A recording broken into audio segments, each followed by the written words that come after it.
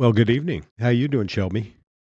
Good. Have you Is seen the storm outside? Yeah, it got like night uber fast in like Yeah. 3 seconds. That haboob was absolutely Yeah, beautiful and insane all at the same time. it was pretty cool. Glad I'm Yeah. not out there breathing it, but yeah, yeah. Hopefully it comes with a lot more rain than we've got. I know there was a little bit out there, but more rain would be nice. Yeah. Yeah, for How's sure. your, how's your week been? Good? Doing anything fun? No. No. How about you? Well, I always do stuff fun. Yeah. I got to hang out with my wife and puppy all week. Oh, So, that's good. yeah. Yeah, so that was Yeah. nice. So what we're going to talk about tonight, I'm thinking we're going to talk about, we're planning like a multiple series show, right? Like 3 to 4 shows where we talk actually about elections and the processes of elections and how those processes unfold in Maricopa County in Arizona, right? Right. Right. Making people understand kind of the process Right. of the election mechanics itself, how it's set up, how the Right. system's designed. Right. And so, in having this, picking this topic, we had a debate. Where do we start? Right? Hmm. Where do we start? And so we I guess came to the conclusion, right, that we would start before the election even happened, right? That pretty important point. Yeah, well, I think a lot of people don't understand that the whole process of how the election is going to be laid out Uh-huh. occurs months, sometimes Right. even a year or two in advance. Hmm. So that's the time to really pay attention, right? We Right. we talked last week about Adrian Fontes' the EPM, and that's now available for public review. Right. And people should be paying attention, right? Right. Because what happens if some of those policies he puts in the EPM Hmm. violate statute? Right. What happens, Brian? Well, and people need to understand that it's just not Adrian Fontes doing this. It's Katie Hobbs. It's who's your AG? Chris Mays. Oh, Chris Mays. God, she needs to do something memorable.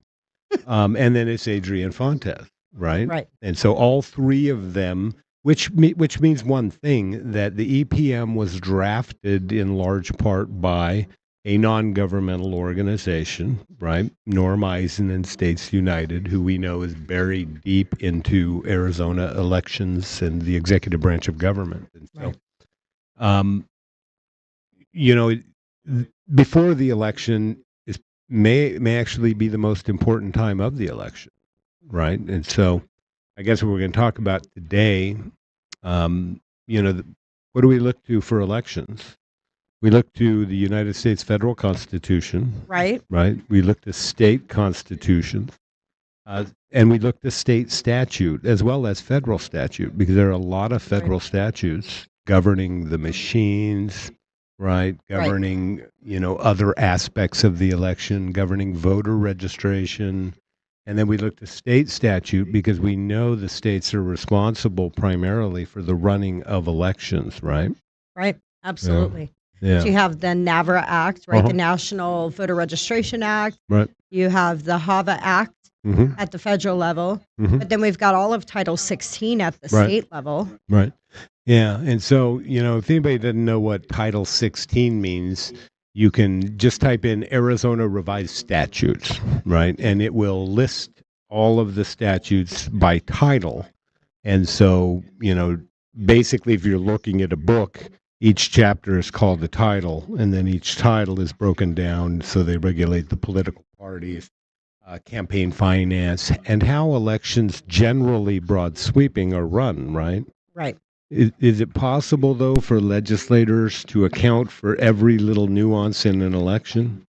No, not at all. No. And that's why, Arizona did something unique. I personally Mm-hmm. don't really agree with it, Mm-hmm. but it gives kind of a broad sweeping authority to the Secretary of State Right. to write an election procedures manual or EPM.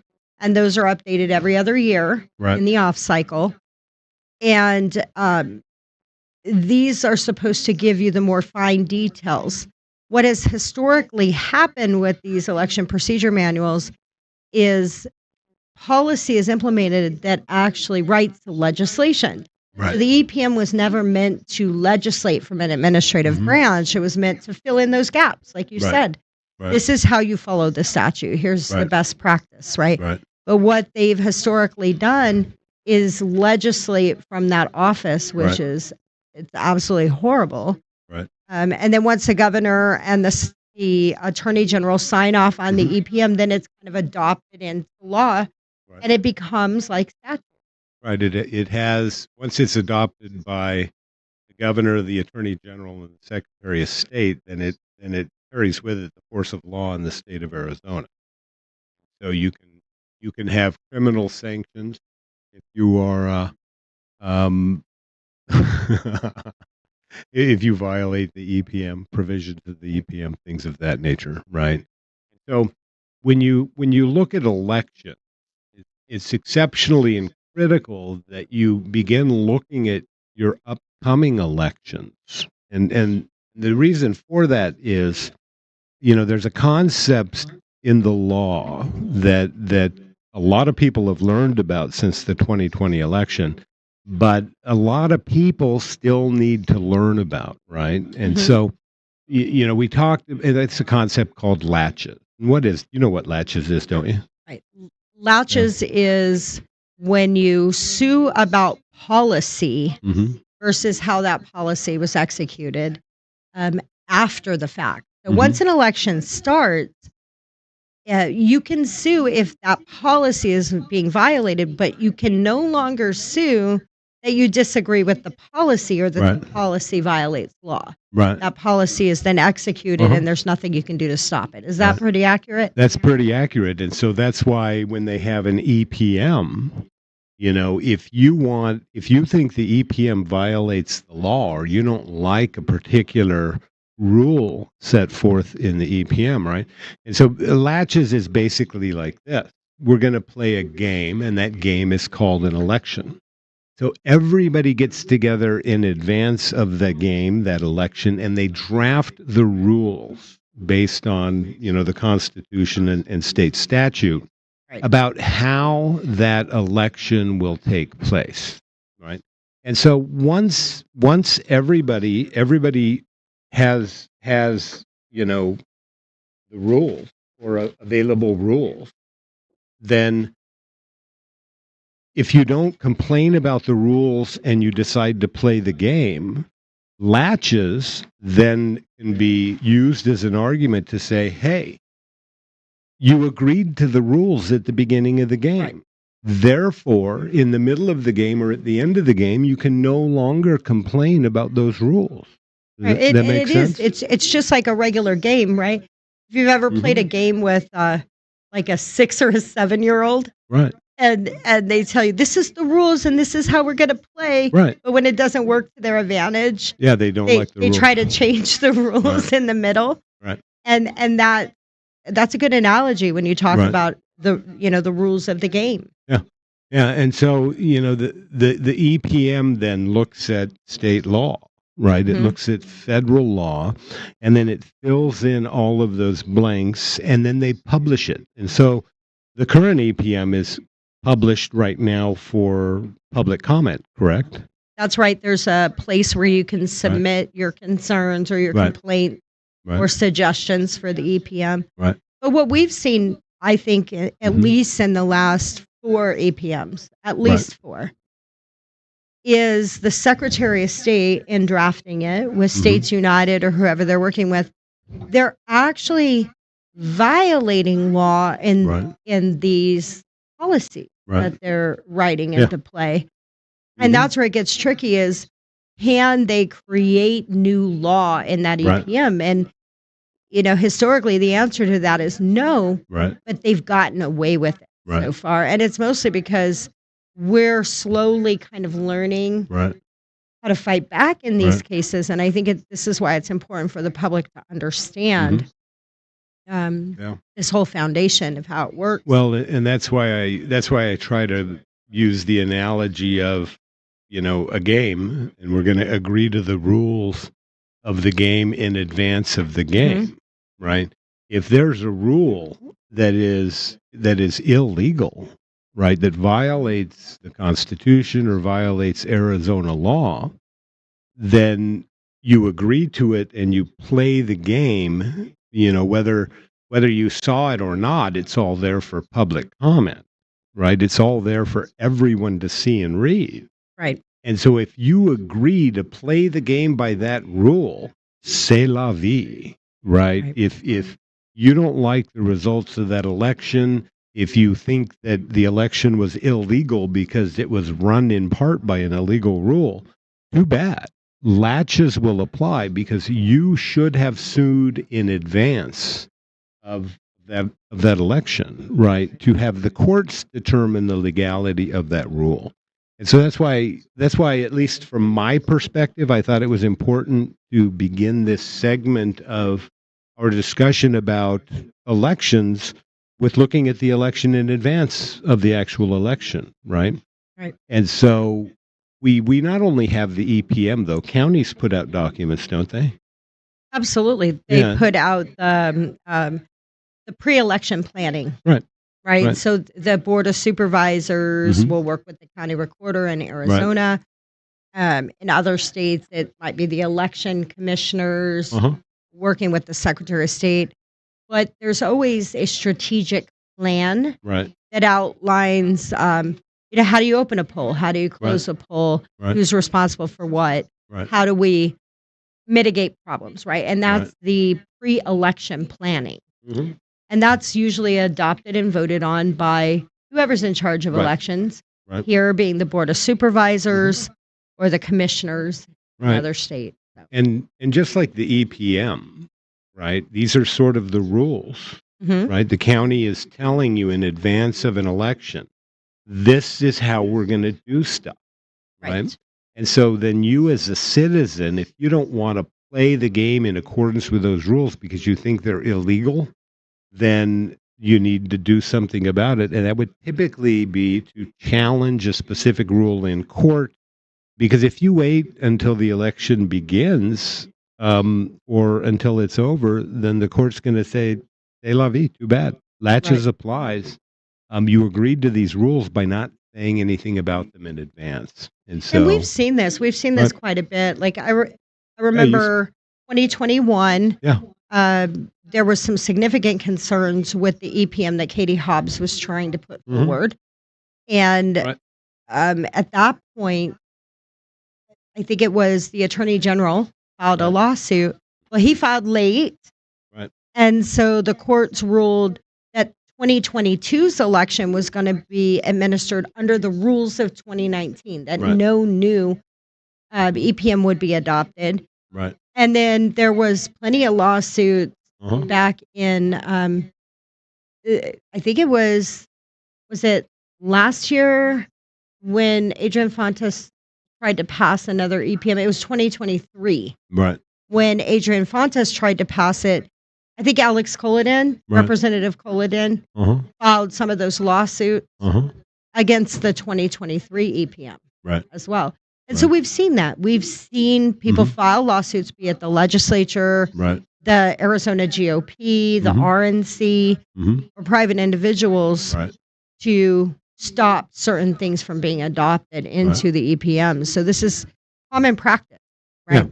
Well, and going back to 2020, I mean, just as an example, Adrian Fontes was Maricopa County recorder, right? And so he come up with this wonderful plan. I'm just going to send a mail-in ballot to every voter in Maricopa County, whether they're on the permanent early voter list or not. Right. Right. I believe it was Representative. He wasn't Representative Cullen back then at the time. Filed a lawsuit against Adrian Fontes to prevent him from doing that. And the Arizona Supreme Court agreed with Alexander Cullen and precluded Adrian Fontes from just carte blanche mailing ballots to every voter in Maricopa County. Right. Right. And so, you have examples of that taking place in 2022.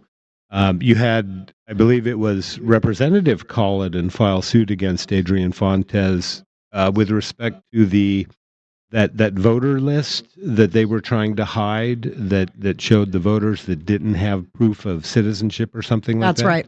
Yep. Right. And so, Alexander Culloden has been on the cutting edge of a lot of this pre-election litigation to ensure that Adrian Fontes complies with Arizona law.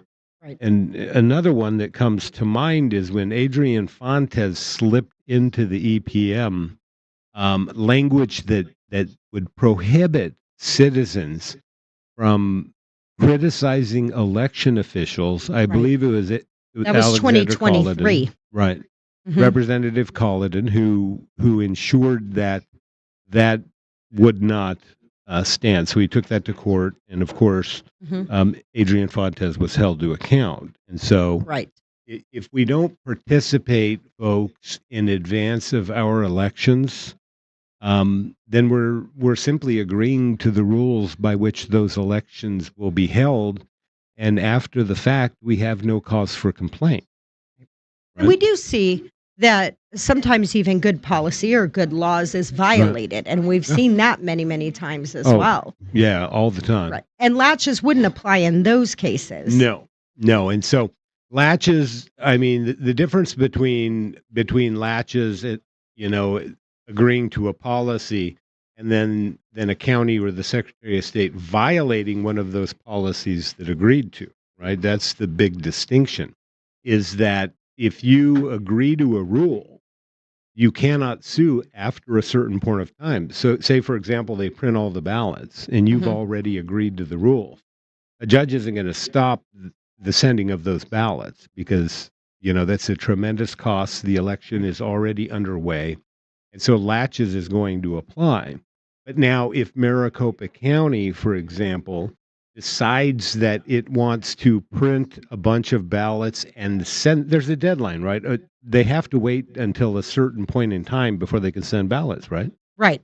So if Maricopa County then sends ballots out in advance of that deadline, you can sue them because Right. they have violated the law, Right. right? That's correct. And so people need to, especially people that follow the election litigation, really need to understand that there are some things that can be challenged, violations of the law, which would include the EPM or which would include the agreed upon county election procedures, right?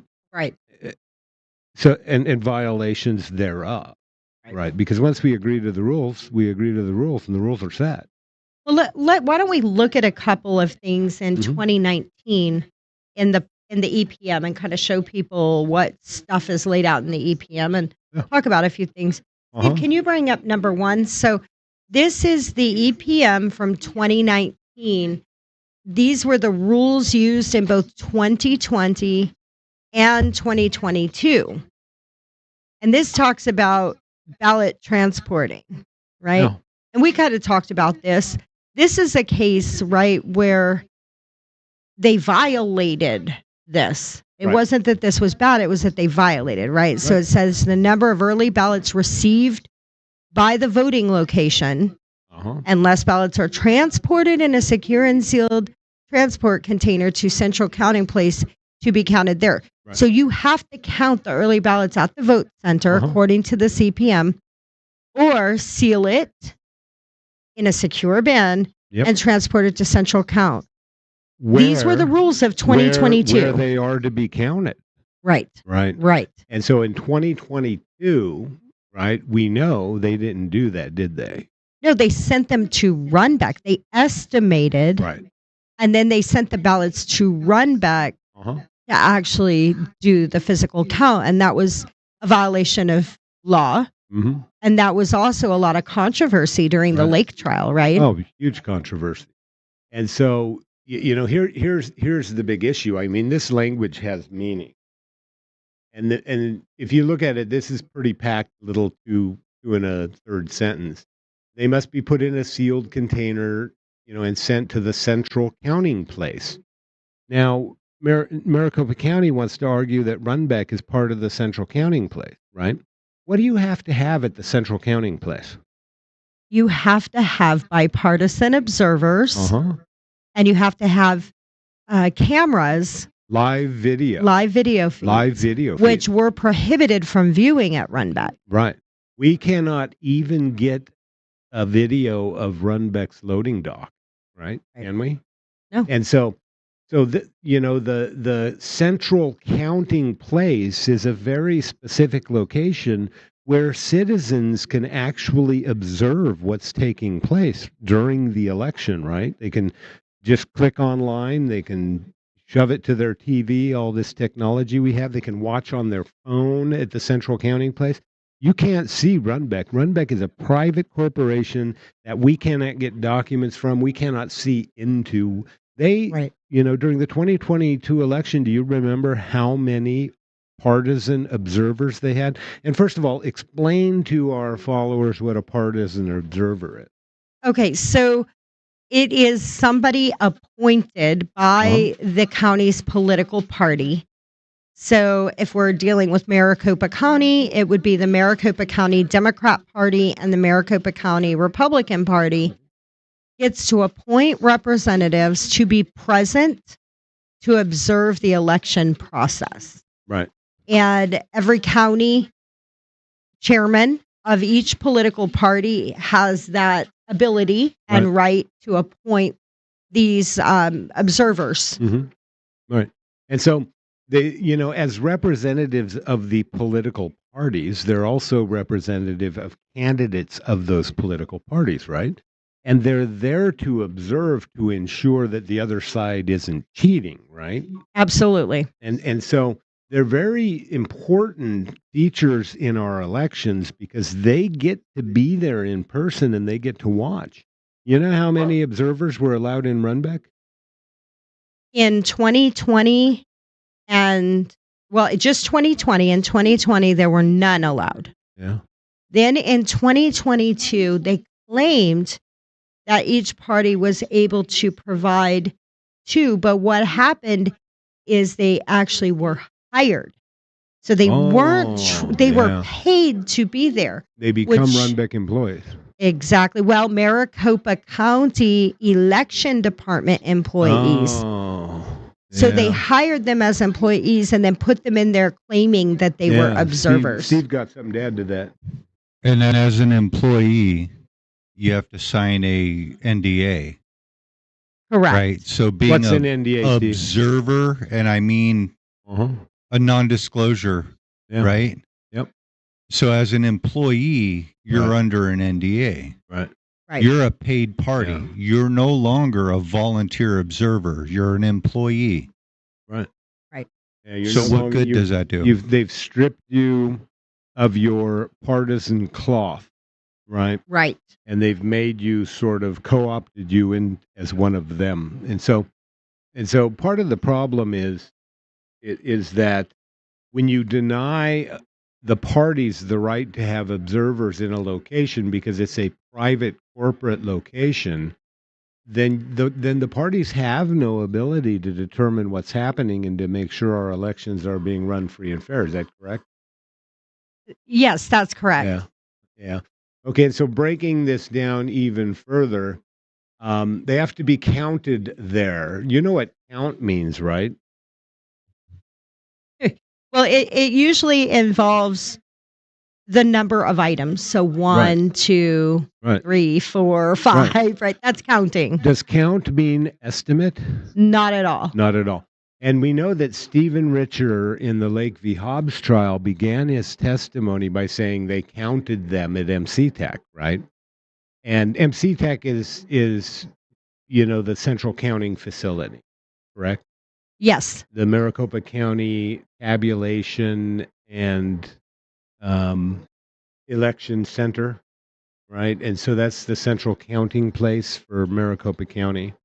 And so if these people are not counting stuff, if they're just estimating stuff, if you were Samsung and you were going to ship 100 TVs to Phoenix, would you want to make sure you had 100 TVs on the truck? Or would you want to estimate how many TVs you had? I think I would just estimate. I mean, I do that when I deposit money in my bank account, don't you, Brian? All the time, yeah. And so then when when you well, then take it down. And then so then when uh, well, yeah, I was breaking the words down, but that's Yeah. fine. And so if you're Samsung and you send 100 TVs to Best Buy, no, Right. it's fine. You took it down at the appropriate time. 100 TVs to Best Buy, and Right. and and only 90 get there. But if you don't know you had 100 TVs because you merely estimated, then you're out. What's a new Samsung TV cost? $1,000. You might be out, 10 grand, Right. right? And if you do that to every store in America, there's a reason we count things, isn't there? Right. So that you don't end up with, oh, I don't know what, like a spare 15,000 ballots. Right. Spare 20,000 ballots, spare however many ballots. Right. And so, this part of the EPM spelled out that Maricopa County had an obligation to count those. Now, getting back to the rules versus the performance, right? If that rule had said, to take them to central tabulation facility where their number could be estimated, Mhm. right? Then somebody could have filed suit on that change in the EPM and had the court address that issue in advance of the election, right? Right. But And so unfortunately, the rules right, were good. They just weren't followed. that's correct. The Right. rules were good, they just weren't followed. And as a result of that, Katie Hobbs will go down as the most illegitimate and most challenged governor in the history of the state of Arizona, as well as her, sidekicks Fontes and God, who's Chris that? Chris Mays. Mays. Yeah, that's Steve, can you put up number 2? Here's another example of what we're talking about. Here's the 2020 EPM that was in place for the 2020 and the 2022 election. And this talks about the closeout duties of the election board. right. And that was actually part of the last one we just talked about, closeout duties, right? Exactly. Right. Exactly. And those closeout duties talk about what you have to do. And it talks about the number of voters, the poll Uh-huh. list. They did in 2022, they did no reconciliation Right. at these polls. Some of these data points were even left blank on the chain of custody documents. Uh-huh. And there was no way to reconcile these poll centers Right. because they didn't do hard counts of what had went into drawer 3 Right. as opposed to provisionals. And many of the number Uh-huh. of ballots versus the poll book check-ins didn't Right. reconcile. And Right. we know how many people, Brian, went to a poll center in 2022, Mhm. couldn't cast their ballot, never checked out. Right. They never checked out. So it showed they voted, Right. even though there was never a ballot cast. There was Uh-huh. no way for them to reconcile these numbers in Right. 2022. Well, and the people that were never checked out of the polls, if they went to another location where they could cast their vote, which because they still hadn't voted, right? Right. They would be disallowed. They would be required to vote a provisional ballot, right? And those provisional ballots were not counted. Right. And so you have this carte blanche failure of Maricopa County in the 2022 elections with respect to actually following the rules that had been agreed upon in advance of the election. Right. And so that's a huge issue, and most people don't really understand that. Right. Because how many people follow the rules in advance of the election? I think very few people Yeah. even understood anything about the election process until around 2020 Right. or after. Yeah. Right. And I don't And- think many people, even still to this day, really look at how Mhm. the rules are laid out for election. Right. And they should. Everybody should.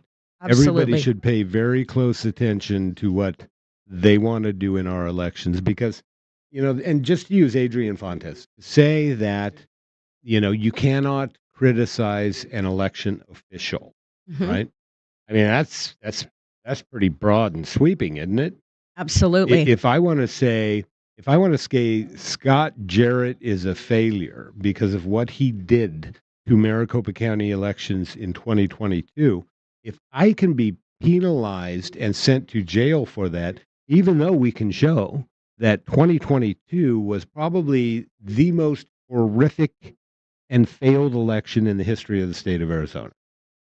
Would you agree? Absolutely. Well, aside from 2020, but we know what happened with Well, it 2020, was all Adrian of the Fontes. It was Adrian Fontes again, right? yeah. Adrian Fontes seems to be everywhere, right? And so, thank God we got people like Representative Colladin who can actually, who will actually, who Right. has, can I say the cojones on this Sure. show? Absolutely. Yeah, who has the cojones to actually hold Adrian Fontes accountable under Arizona law. And so, Absolutely. thank God for that. But yeah. And so what about number 3?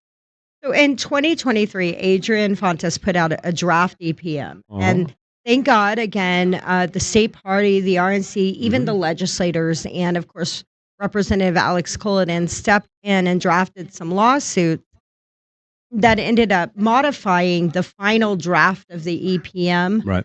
in 2023. But we did a review Mhm. and issued a report. It's Mhm. available on our website of some things we saw that were of concern. One of those things is election challenges, right? So, Yeah. Arizona revised statute says any qualified elector of the Uh-huh. county may orally challenge a person offering to vote as not qualified under section 16-121. Uh-huh. It's pretty sweeping, right? It says that that person can be challenged. It does not go into detail of any limitations. However, Adrian Fontes wrote in the EPM, challenges to early ballots must be submitted prior to the opening of the early ballot affidavit envelope. Challenges received after the affidavit envelope containing the ballot has been opened must be summarily denied as untimely. Uh-huh. So the proposed regulation exceeds the scope of the Secretary of State's authority. He doesn't Yeah. have the right to deny a challenge Right. based on statute, but he tried to give that authority to himself Right. in violation of ARS. Yeah. This ultimately was removed from the EPM, Uh-huh. but these are the kind of things that we have historically seen people Right. like Adrian Fontes and Katie Hobbs do, Right. and that is take a piece of legislation Mhm. and rewrite it in the Yeah. EPM. Yeah. Well, that's they and that's why I've been so vocal, with lawyers, Mhm. telling lawyers, and my favorite legal words, but and however, right? If we don't stand and challenge some of these things, then we're letting them make law, Absolutely. right? And so, we're letting them make law absent legislation. Law Right. that impacts how we hold our elections and how we, the people, choose our elected representative. Well, and there are some pretty serious issues with this new EPM that's under Uh-huh. review, the 2025 draft. Yeah. And I'm really hoping our legislative branch Uh-huh. will step up and file these lawsuits because, as much Yeah. as we as citizens can file these lawsuits, they're very complex and they're very expensive. Yeah. But it's our legislative branch whose authority is being usurped Right. here, and they have standing and they have the resources of our tax dollars Right. to file these lawsuits on behalf of the Right. citizens. So I would Mhm. also encourage citizens to reach out to their legislature and ask them what they intend to do Right. to stop some of these violations, these future violations by Adrian Right. Fontes and the EPM. Right. Well, and at the same time, political parties, can also bring these lawsuits because they too have standing. But I believe any voter in the state of Arizona actually has standing to bring, a challenge based to the EPM based on, helping to shape the rules to ensure the Right. rules conform with Arizona Constitution, federal Constitution, federal law, and state law, right? And Right. so, but you're right. I mean, the money thing is a huge issue, in that most people don't have the money it takes to litigate one of these cases because oftentimes you need to submit an expert to testify on your behalf, and these experts aren't free. Right. right? It's very hard to find people who will bring these types of lawsuits for nothing, right? Absolutely. Even attorneys are very limited Yeah. in finding an attorney that will take these kind of cases. And and most of them will do it for money, in large part because if you look at the lawfare that's been taking place against conservative attorneys, if you're going to take political cases, you're running a risk of Absolutely. having somebody come after you. We've talked about the 65 Project, Hillary Clinton's hack, running around trying to get conservative attorneys disbarred or otherwise sanctioned, right? And they want to do this so they can say, "Oh, look at him. He's been sanctioned by the bar. He's unethical. He's a liar." Right? Right. And that's part of the strategy to not only get attorneys out of the game, but to sort of be able to push them as being somehow unethical or liars or inconsistent. And so we're going to talk more about actual chain of custody next week, right? Absolutely. Yeah. But speaking of Yeah. chain of custody, Brian, Steve, can Mhm. you put up number 4? Well, So that was timely. we all talk about chain of Right. custody, right? Right. And the term is very, very Mhm. familiar to all of us. Interestingly enough, in 2023, Adrian Fontes actually removed any reference with the words chain of custody out of the EPM. So in 2019's Yeah. EPM, in chapters 2, 4, and Mhm. 10, it clearly referenced a chain of custody. And Imagine he that. removed that Right. from the 2023 EPM. Imagine having an election in which nobody knows how many ballots were actually voted by real voters, right? That is the effect of this, is it not? Absolutely. Right. And this is just like, Samsung sending their TVs to Best Buy. If they have no idea how many they have, the Best Buy employee can take them all and sell them on eBay and just bring one into the store and say, "Thanks for the TV, Samsung. We'll sell it for you." Well, and there Right? was no chain of custody to prove Right. that when they took delivery of those Right. TVs, they were all there. Right. So it's a he said, she said, He just like said, it she is with the said. ballots. Right. And so this is more akin to making things estimates, Right. right? Mere estimates, right? And so, we know that 2022, they can't account for where an excess of 55,000 ballots came from because they have no chain of custody documents for those specific ballots. Absolutely. But if you want to hold elections like that and make them lawful, you remove any language that would require a county Right. to specifically account for every single ballot, Absolutely. right? Easiest way to do it.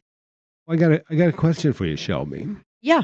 If an organization is able to get their hands on a lot of these ballots mailed out, because we're going to talk about the numbers that are being mailed, if they're able to get a whole bunch of these ballots, does that deny every other voter their right to vote? Does it have the same effect? Oh, absolutely. Right? For every fraudulent vote that's cast, it Right. cancels out a legitimate voter. Right. And so if somebody gets more votes than they're allowed, or if people that are voting ballots that are not otherwise allowed to, that is disenfranchisement, Absolutely. right? That is denying an Arizona resident their fundamental right, Right. to select who their elected representatives are. And so that's why we need to make sure that whenever our elections departments are following these rules, that they're counting the ballots so we know how many legitimate ballots were cast in any given election, right? When you have an election like 2022, where there's a disparity of 55,000 ballots, was that enough to change a significant number of races in 2022? Oh, absolutely. Right, would it change the Absolutely. gubernatorial race, right? Yes. It The would have Senate race. changed Or not the The Senate. Yeah, the Senate race. it would have changed your AG race, AG race. right? The Senate race Yes. would have changed a lot of legislative races, right? And so that's the problem. Then nobody knows really who was duly elected and who wasn't. But that's why these rules need to be challenged in advance so that we can compel them to comply with the law. Because Arizona revised statute uses the term count and not estimate, Right. right? And so, that's why 2022 was a complete failure for Maricopa County because according to Stephen Richer, they merely estimated, right? Absolutely. Yeah. Here's another thing, and it has to do with the EPM Uh-huh. and violation of the EPM. In 2023, Adrian Fontes changed the language in his draft EPM of what constitutes election equipment. I think we all remember what happened in 2022 with the Right. equipment, Right. right? We have some ballot on demand printer problems, Brian, just a few. Complete failure. Yeah, it was horrible, right? Right. And I remember Katie Hobbs coming out and saying, well, we don't have any obligation Uh-huh. to test the ballot on demand printers. Right. Statute mirrors Mhm. the EAC requirement Right. that talks about what election equipment is. Right. Steve, can you put up number 5? So Adrian Fontes, under voting equipment in his 2023 EPM, stated that the voter registration system, electronic poll books, and ballot on demand printers are separate from the voting system. Yeah. So he just decided upon himself that he would Mhm. distinguish them Right. from voting system. Mhm. Would you say that those are all part of the voting system? Could you have an election without a voter registration system? I don't believe so. Yeah. And then because we've all gone to electronic voting systems, which are easy to manipulate and to screw with, as Right. we've talked about a lot on the show, all the hacks that take place. The electronic poll books. How would you sign people in? Because we no longer, Right. the AG is threatening people. You can't use paper. You got to use electronic. And so Right. these are all tools And can you that vote, we are Brian? using I- to run an election. If you check in at a poll Uh-huh. on election day Uh-huh. at a vote center model, the only way you can receive a ballot is through those ballot on demand printers, right? Yes, So wouldn't you say that's part of the voting system? that's part of the voting system, right? Well, let's not take our word for it, though. Let's see what the EAC says Well, let's about see what that a says. voting system truly is. Let's see what that says. What is Because- that number? Arizona revised statute Uh-huh. says we must comply with the Right. EAC standards, right? So, Steve, can you put up number 6, please? My dog's number biting me. 6 says in the EAC, Uh-huh. so the election EAC quick start guide on page 3 under pre-election testing Uh-huh. hardware, and I quote, test all components of your voting system before every election. Test scanners, voting machines, encoders. Oh, imagine that, Brian. Electronic poll books, Wow. printers, Ah. dials, buttons. I think people get the point now. So, federal law states that you must test all of these because they are part of your voting system. Yeah. Yet Adrian Fontes tried to say these are not part of our voting system. Oh, of course not. Yeah, we don't want to consider them. And the other part of the problem with, that maybe Adrian Fontes is trying to get around federal law and, of course, Arizona revised statute is that these are all connected to the VPNs, right? The printers, Absolutely. the voter registration, the e-poll books, they all run through these VPNs that we talked about being readily hackable. That are Absolutely. monitored by these left-wing organizations known as non-governmental organizations, right? And so if you can mess with these systems contrary to the requirements of the EAC, then you want to remove them from what you define as a voting system, so you don't have to take them off of the VPN, so that you don't have to provide this other security, right? Right. And so, hold on a minute. So this is why it's critical that we review these things, right? I mean, Yeah. they tell you in advance sometimes Mhm. what they're trying to do. If you just Right. read, you Mhm. can see the things they're trying to do. Right. I mean, they knew that they were host. They knew they violated federal law in Right. 2022 Uh-huh. during during that election, Right. the election that was stolen from Abe Hamadeh Uh-huh. and Kerry Lake. They knew they violated election law. Right. But Yeah. instead of saying, okay, we're going to do better moving forward, Right. they want to rewrite the law Right.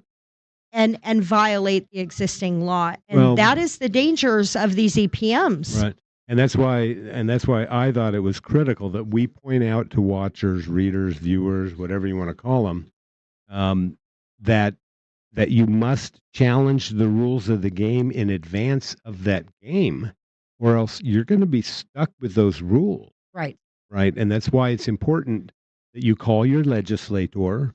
I wouldn't call the AG. She's not going to do anything about it because she's part of this problem, because she's part of writing this EPM that contravenes Arizona and federal law, Right. right? And so you've got to be proactive and take those steps.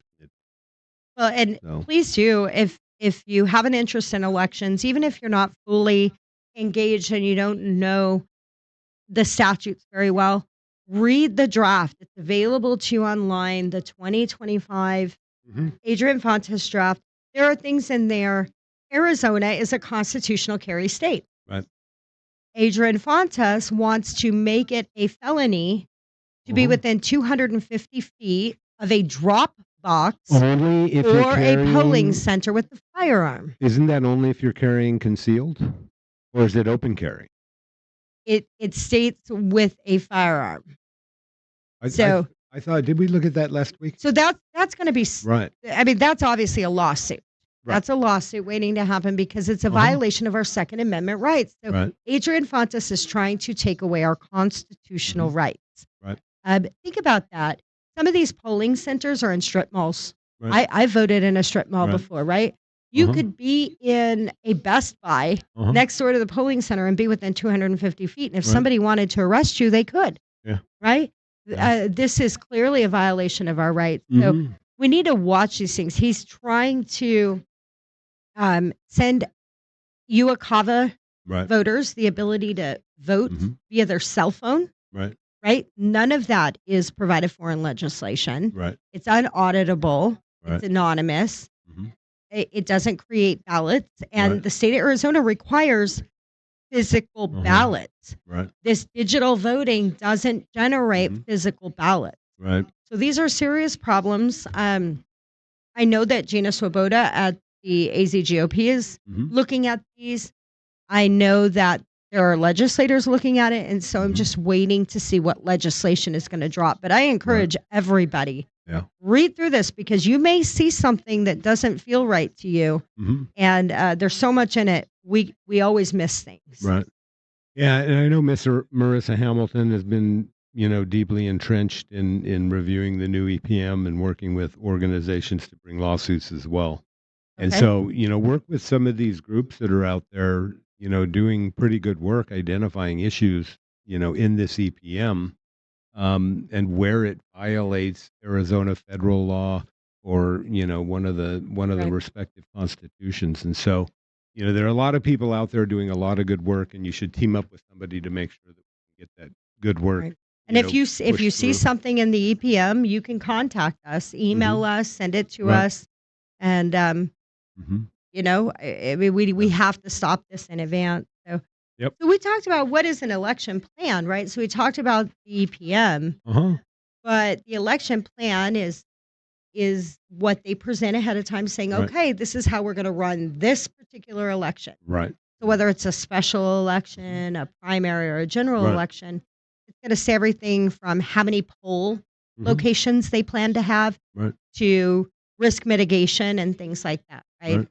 So, do we want to talk about Yeah, I the think election we plan in 2022? I think we have Maricopa County's 2022 Mhm. election plan that we're going to talk about. And so, Steve, can you pull up number 8? And number 8 deals with, at least pulling it up, ballot security, right? Right. And so, this is their plan for ensuring ballot security. And so, only registered voters can request a ballot, right, according to Arizona law. And so that's what Maricopa County wants to do. Verification of ballots starts 90 days before an election. And so that's verifying that the mailing confirms the voter still lives at the address. We're going to talk about whether they actually comply with that or not, because we're going to talk about the number of ballots they send out to voters in any given general election. But then, chain of custody and intelligent barcode tracker. They say very clearly in 2022 that every single mailed ballot is tracked upon delivery and receipt with a unique intelligent mail barcode. And so, they're talking about chain of custody procedures, right? Which entails knowing exactly how many ballots you have under Arizona law, right? And so nowhere in this 2022 election plan put out by Maricopa County, did they ever say that when we close the polls, we're simply going to transport the ballots to MC Tech where they numbers would be estimated, and then we would ship them away from the central tabulation center to have them actually counted at a some would say partisan at Third the party time contractor. private corporation Right. where the voters have absolutely no right of access, whether it be video, as we talked about, Shelby, it's required at the central, tabulation facility. And so nowhere in this entire document do they say we're going to estimate how many ballots we got before shipping them to a private corporation. No, Nowhere. nowhere in their Right. election plan did they warn us about that. Right. And so the claims we raised based on chain of custody were not barred by latches No. because they were perfectly legitimate claims. Because as I've said before on this show, there were about 55,000 election day ballots that Maricopa County couldn't account for. Where did they come from? Maricopa County has absolutely no idea.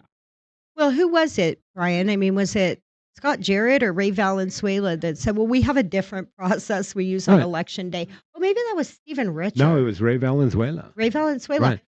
Where does it say early voting plan for early ballot security and election day plan? Do you It- see where it distinguishes it- a different plan? It doesn't. No, it No. doesn't. Arizona law does not distinguish a difference between election day ballots and those turned over to drop boxes prior to election day. Right. There is absolutely zero distinction because they want to know exactly how many ballots they have at any given election, right? And Maricopa County did not give anybody advance notice that they intended to not count them and thus be in violation of Arizona law, right? So, What about the post office? I know it was Oh. mentioned in that plan. You want to talk about yeah, the Post office? the United States Postal Service is a partisan put up organization, 9? right? They're, Yeah. they're 100% partisan. They have two labor unions. They're part of the AFL-CIO, right? And they endorsed Democratic candidates all the way from president down to city council, right? And so these people who work for the Postal Service, depending on what you do, if you're out delivering mail and stuff, you belong to one union. If you work in a processing center or something, you might belong to a different union, but they're both member unions of the AFL-CIO that joined in their stuff. But what do we have here that you want to talk about? Well, Well, so here's what I find interesting, Uh-huh. and I've tried to point this out for a long time, as I know many others have, but I love that it's in writing. If you look at the bottom of the top paragraph, it Hmm. says the transfer is documented using a chain of custody transfer slip that is signed by both election department staff and Runbeck staff. So they send two workers Right. to the U.S. Postal Service Hmm. to go pick up ballots. Right. So, Brian, you and I go to the post office and we Uh-huh. pick up ballots. Chain of custody doesn't matter at that point, apparently. Apparently not. It doesn't matter how many Yeah. ballots we're picking up from the Right. post office. So, Right. along the way, we could stop by a few friends' Right. house, pick up Hmm. some ballots there. Yep. We can go by a local nonprofit, grab a few Right. cases of ballots there, right? Right. And there would be no way to know the difference Right. because they're not counted. So Uh-huh. then it says the chain of custody transfer slip that is signed by both elections department staff and Runback staff. Right. So when they get to Runback, Hmm. they don't count those ballots yet No. either. No, So they sign and estimate. say, we got some ballots, Right. Hmm. and then they're put into a locker Right. and then ran through a machine where Runback is the only one That that no. knows the true count. Right. Right. And so there are a whole host of problems with this, right? They're talking about voted ballots, right? Ballots that go to the postal service that have a signature, right? So you have these ballots are sent out with a return envelope, and the mail ballot is yellow, right? The original mail ballot sending to the voter, it's yellow, right? Usually the outer envelope, Right. yes. And then the inner envelope that's signed by the voter, if I'm not mistaken, is green. Is that correct? That's correct. Right. And so the Postal Service can readily discern which ballots they're talking about, right? And so they give the green envelopes to Maricopa County, and they also give to Maricopa County with every delivery of ballots. The Postal Service charges by weight, right? And so if you know what one piece of mail weighs, you can get a pretty good estimate as to how many total ballots were there. Right. Do you know what Maricopa County has always done with those weight receipts they get from the Postal Service? No, what do they do? Throw them away. Oh, They never retain interesting. them until 2024 when Alex Colladon, Representative Colladon, sent them a letter asking them to produce all of their receipts, the weight receipts that they'd received from the Postal Service, and demanding that they maintain them in future elections because these are election-related documents, aren't they? Oh, absolutely. And so, are they required by law to maintain election-related documents? Yes, sir.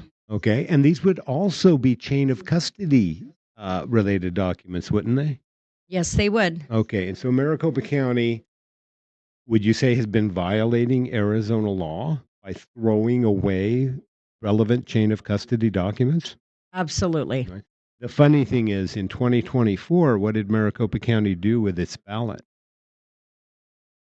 Went to a two-page ballot, didn't it? Yes, it did. Interestingly, went to a two-page ballot after Representative Colladon made his request. What becomes harder when they have a two-page ballot? Well, it's harder to reconcile, right? Because, Much harder. right, if you send in a mail in ballot Hmm. and you only vote page one and don't Right. send back page two, Right. but then I vote and I only send back page two and I don't send back page one, Right. but they have four ballots, Uh-huh. then they're going to say, oh, we balance Right. because you get two and you get two and we have Right. four. So therefore Yeah. it must be accurate. But at There the is same no time, way to audit right. And at the same time, the weights would be off.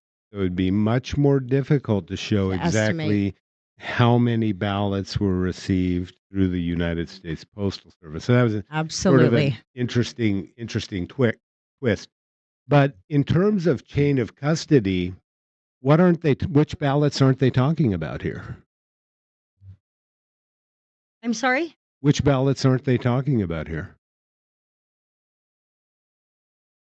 I'm sorry. I sorry. got distracted. I know you were. I tricked you with that one. What are we talking about? Undeliverable ballots. Undeliverable ballots. Right. Does anybody ever know what happens to the undeliverable ballots? No, and I actually talked to a county recorder in another county who was still receiving undeliverable ballots for the 2022 election Right. 13 months after Right. the election. So what happens at the post office Mm-hmm. when these ballots get returned? Where do they go that Right. would prevent them from getting back to the elections department for Uh-huh. 13 months? And it's my understanding many of those never get Right. back to the election department. So where do they go, Brian? You know what Maricopa County does not get back? The undeliverable The ballots. undeliverable ballot, right? They Right. are purportedly destroyed by a partisan United States Postal Service, right? Right. And so, we've talked to a whistleblower in Colorado who was a postmaster, right? Yes. And he would say, and we've heard this story from all over the country with respect to the Postal Service, that people would come in and pick up the undeliverable ballots in a privately owned vehicle and have to show no ID in order to get them, right? Right. And the Postal Service then says they destroy them all, but do they? Right? If you're a partisan entity like the U.S. Postal Service, right?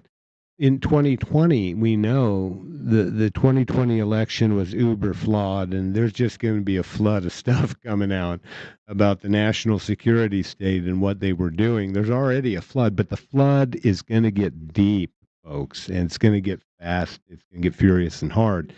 But we know that after the 2020 election was over, that 20 some thousand ballots were delivered to Maricopa County, right? Right. And so are they being destroyed, or do two go in the destroy bin that are undeliverable and two go in the give to an NGO to vote bin, right? Right. And so, we're talking about a whole host of changes to our elections that were made in 2020.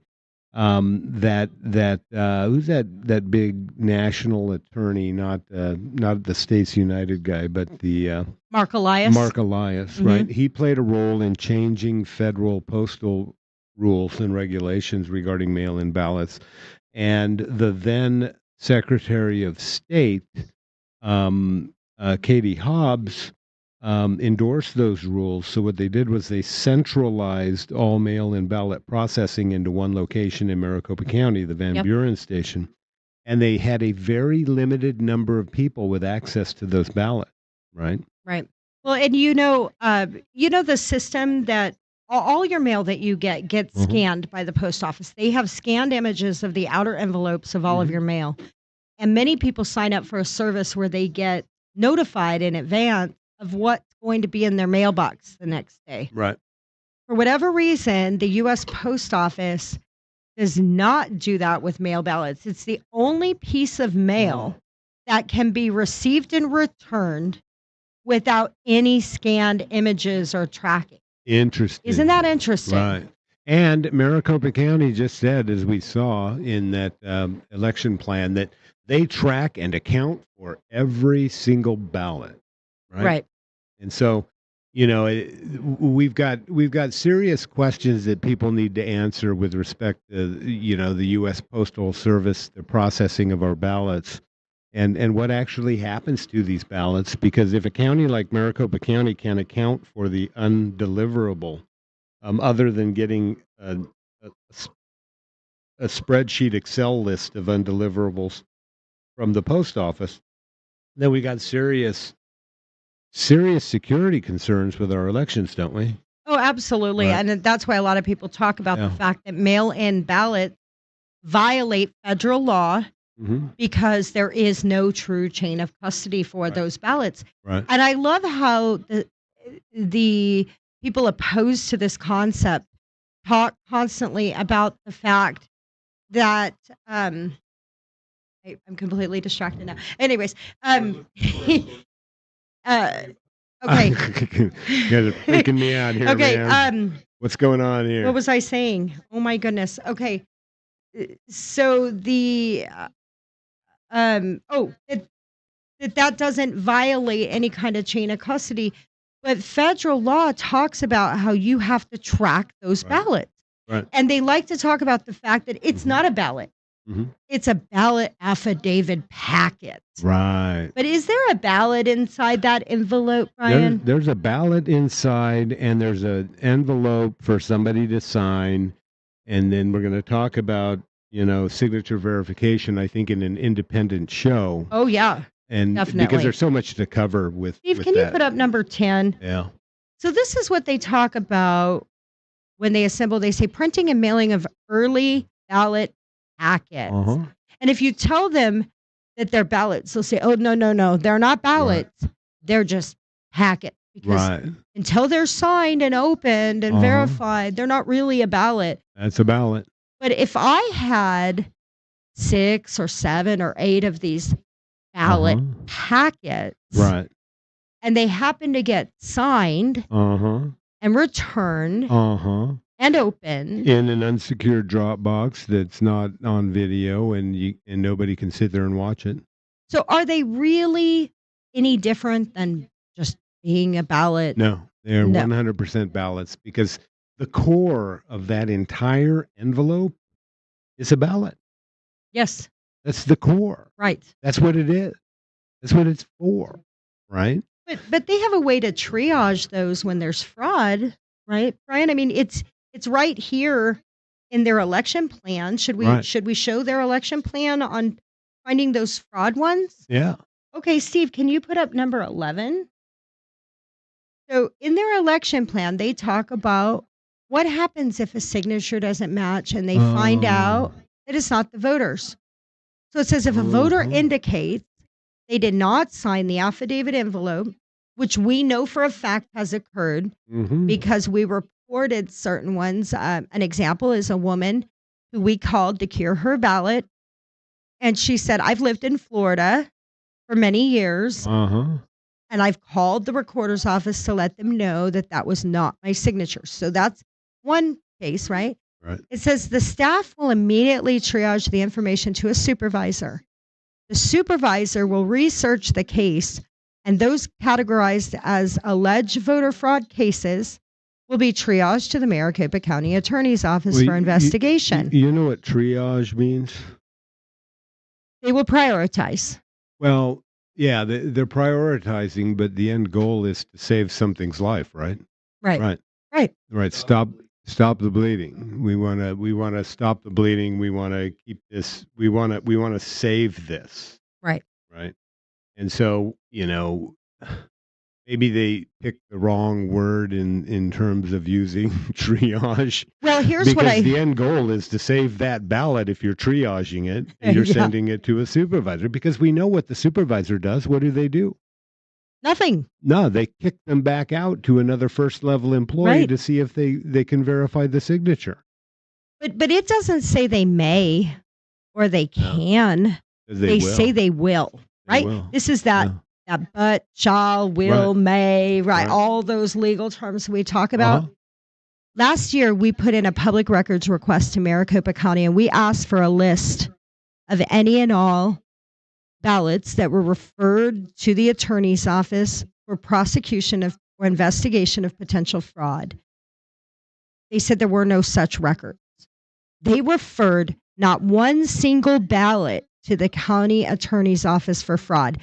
So we have all of these ballots in the 2024 election where the signature didn't match Mhm. and they were unable to be cured. Mhm. And some of those voters didn't actually sign those ballots, Right. yet they referred 0 Mhm. to Maricopa County for investigation. Would that be another example of them making a rule that they don't bother to follow? Of course. Right. They don't want to follow it. Yeah.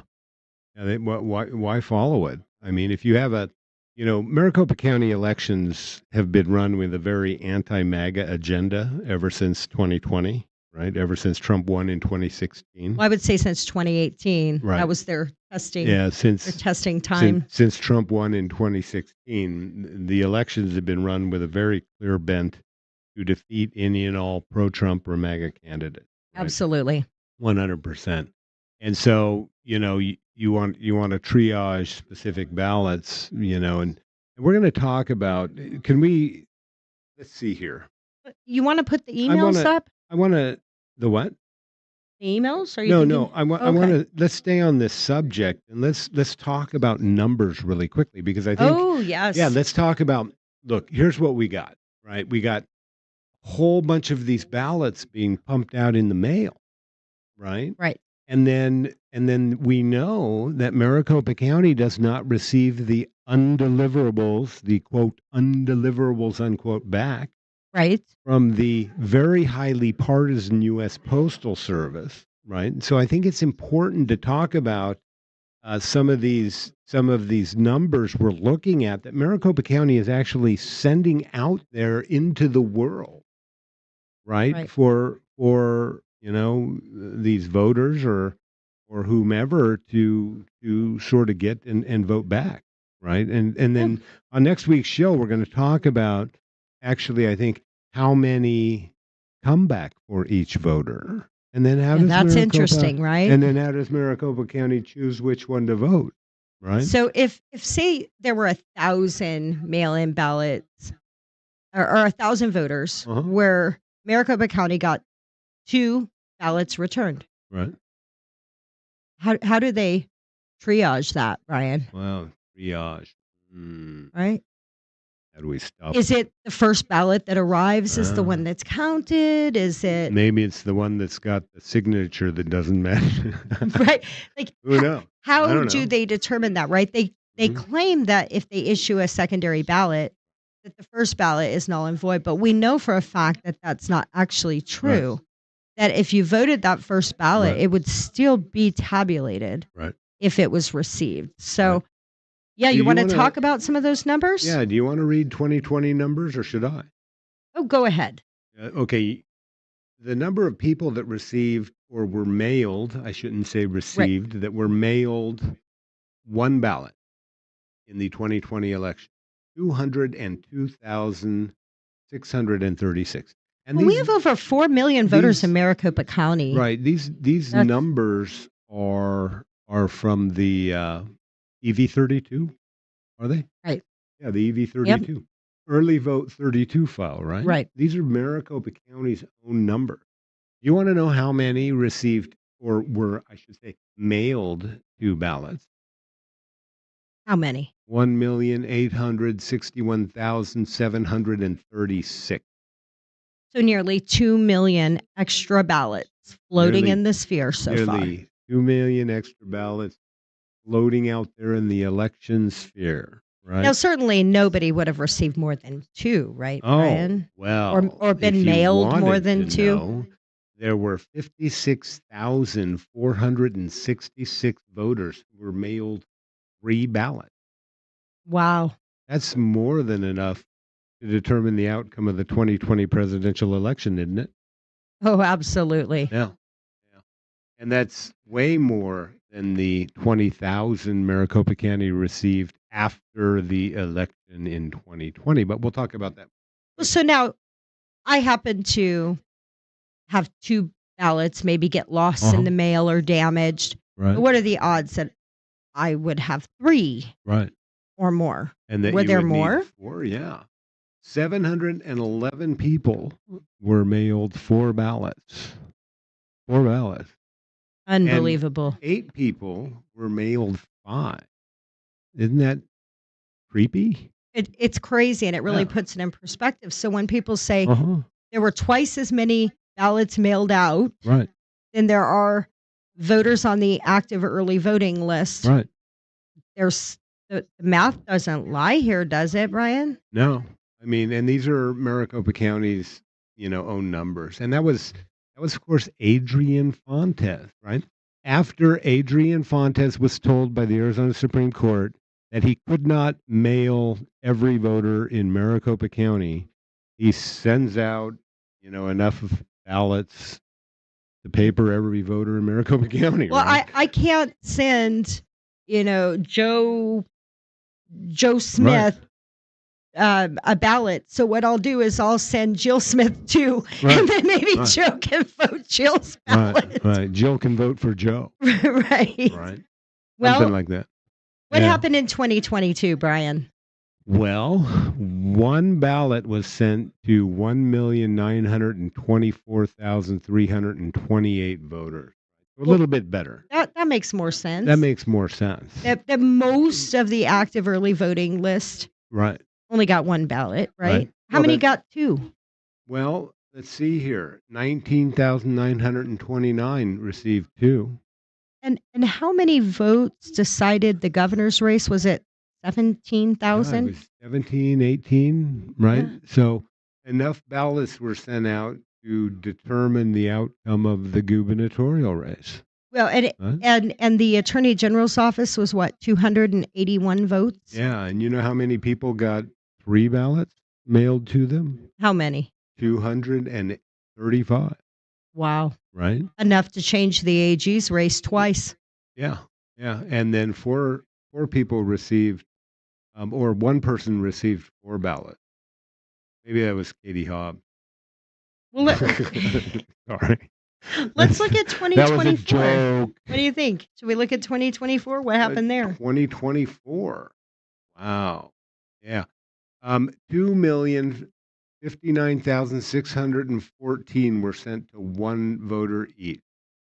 Right? Okay, well, that's good, right? Yeah. Yeah. That's a start.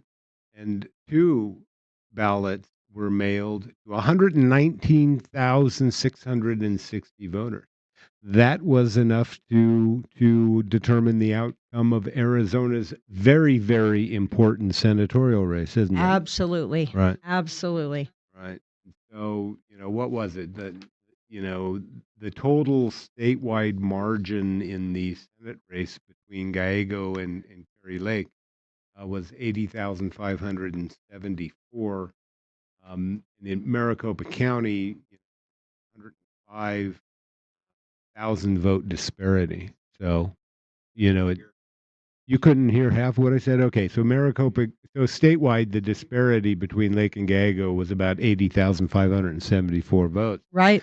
But in Maricopa County, where 109, or where, let's see, 119,000 extra ballots were sent out to voters, the disparity was 105,301. And so,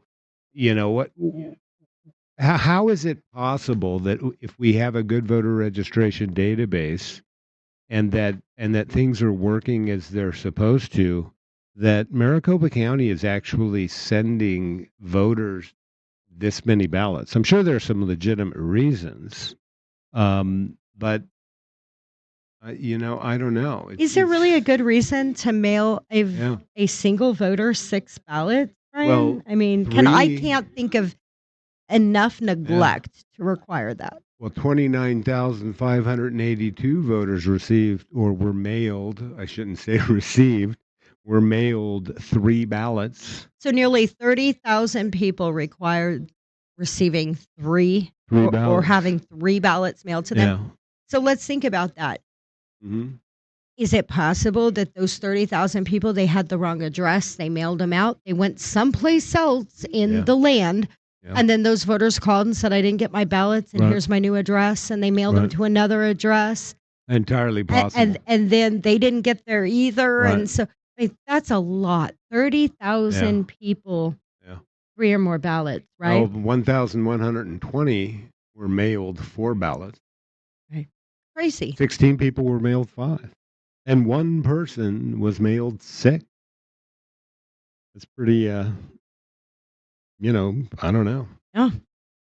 Pretty So- powerful stuff right there. I mean, I Yeah, don't think people realize No, I don't. how I don't. many float out there. Yeah, and all of this, everything we're talking about, starts with the voter registration database, right?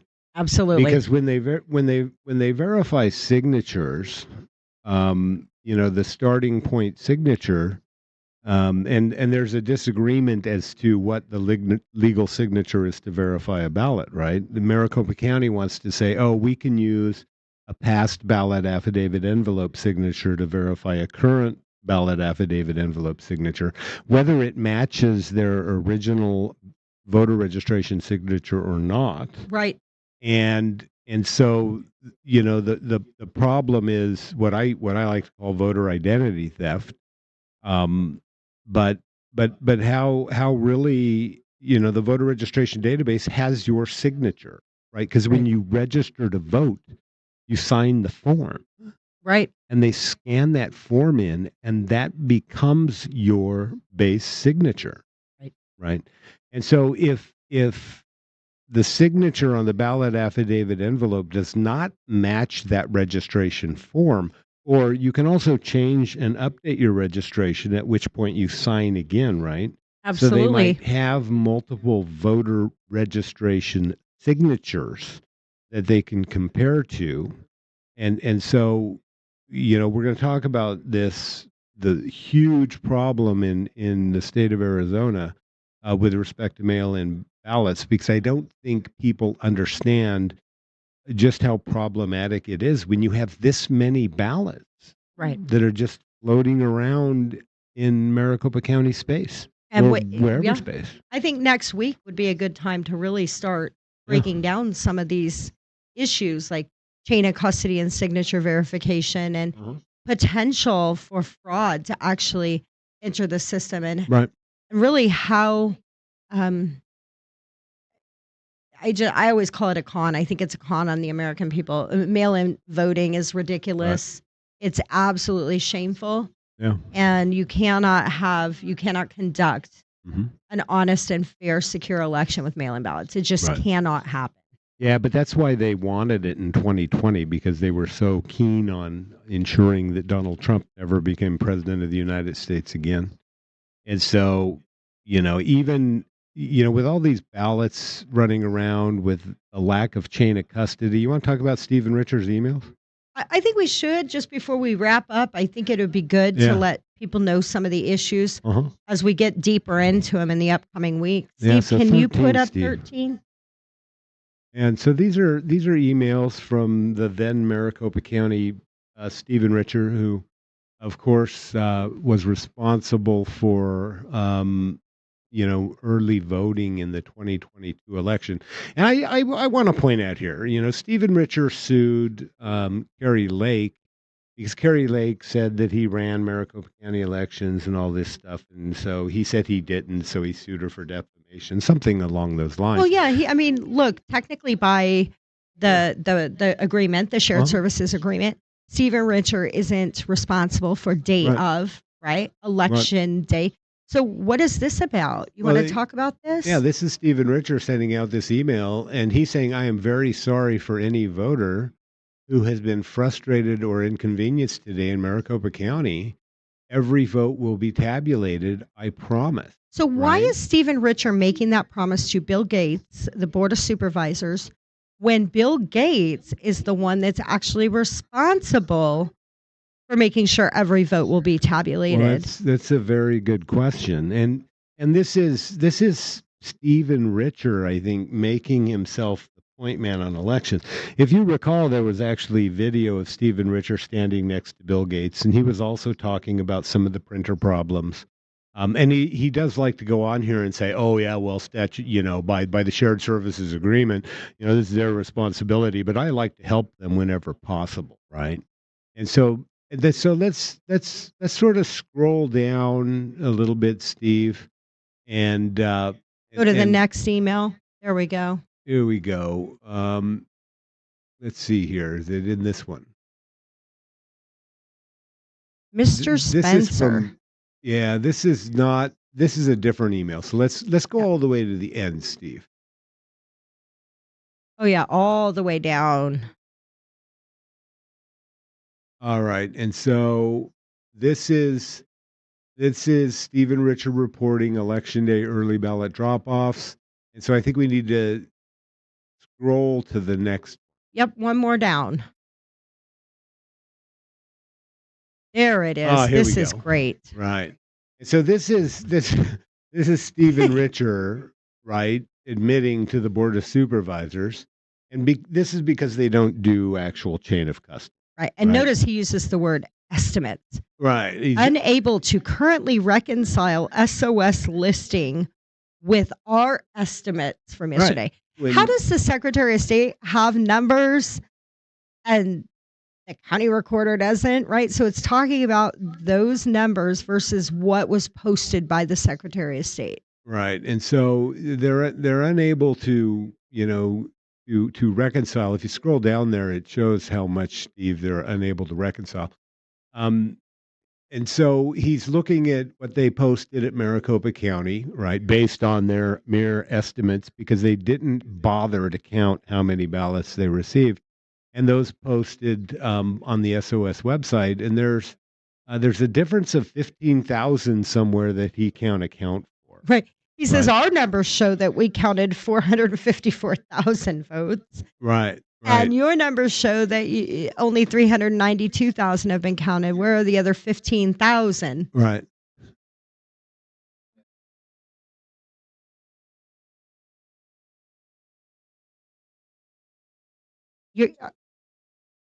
Right. Can the people hear what you just said, Steve, at all?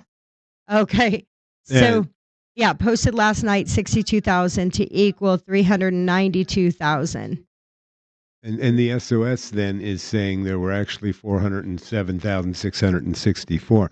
And so the question is, the question you really have to ask is, with Maricopa County's utter and complete failure under Stephen Richer and in previous elections, Adrian Fontes, to actually count the total number of ballots they have, we have a discrepancy here. Right. That's just about enough to determine the outcome of the gubernatorial race, but way more than enough to determine the outcome of every other race in the state of Arizona in 2022. Right. Right. Right. And so how can we have security in our elections if we don't even know how many ballots, how many registered actual voters, or legitimate voters cast a ballot in that election? And we simply can't know.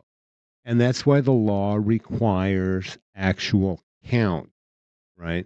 That's why the law requires identifying voters to make sure that they're the actual voter. Right. But, there's this huge inconsistency in Arizona law. When you go to the polls, what do you have to show? An ID. An ID. Unless you take, you can take it down. Unless you take an early ballot in, then you don't have to show an ID, Nope, do you? you don't have to show an ID. You go into a booth, you vote your early ballot, and you sign it, and your signature becomes your identification. And that's why we're going to do a whole show on signature verification, because it's really, a scam. Absolutely. Right? It's a system they set up that's designed to fail. Yes. Right. And then the question has to be asked, why would you create a system that's designed to fail?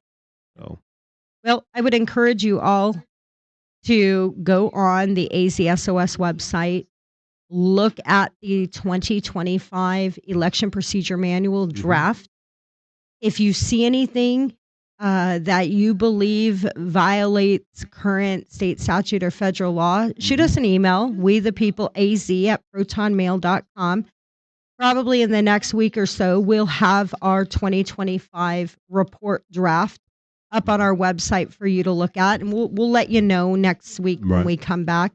And then I think about Wednesday or Thursday next week, we'll be doing our follow-up podcast to this one, where we'll talk in more detail about chain of custody and the whole process. Yeah, right, Brian? We won't be doing a show next Monday because we're out on retreat, and so it'll be Tuesday or Wednesday, but we'll announce it in advance. So absolutely. You're going to want to watch. You're going to want to read all of these rules that will govern, that will be the playbook for the next election. Because, whether you get involved in the election at the county party level or as a citizen, right, working for MC Tech during the election process, if you don't know the rules, then anything can happen, right? Anything's fair game. As Brian would say, if you plan to play the game, know the rules of the game, right? Yeah. If you plan to vote, if you're a voter and you want your vote to count, you have to know the rules. Right. Could you imagine being an NFL team that didn't know a touchdown was worth 7 points and a field goal only worth three? You're losing by four, and you opt for the field goal because it's an easier score. Right. Right? You've still lost. You know what that made me think of? You're opting for a mail-in ballot, which is clearly insecure. Right. You're not guaranteeing you're going to score. Right. Right. So think about that in the Yeah. future, right? Yeah. Yeah. So Anything else? no, I think I'm good. Yeah. Yeah. Hope y'all have a wonderful week and look forward to seeing you next week. And peace out. Oh, Holiday. yes. Happy Labor Day for Yeah. everybody. Enjoy Labor Day. Yeah.